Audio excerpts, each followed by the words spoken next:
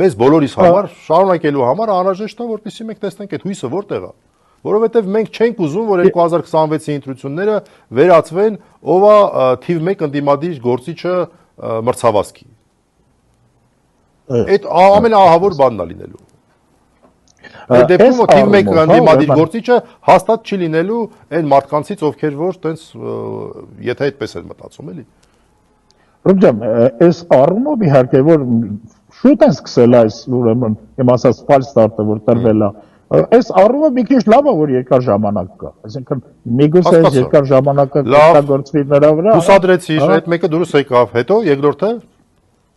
Երկրորդ հուսադրող մոմենտը այն է, որ քանի որ երկար ժամանակ կա, ես չեմ բացառում, որ երրորդ ուրեմն ընդդիմադիր ուժ ի հայտ գա, որ բավականին լուրջ, որը որ կարողանա իր վրա վերցնել ուրեմն Նիկոլին հեռացնելու խնդիրը։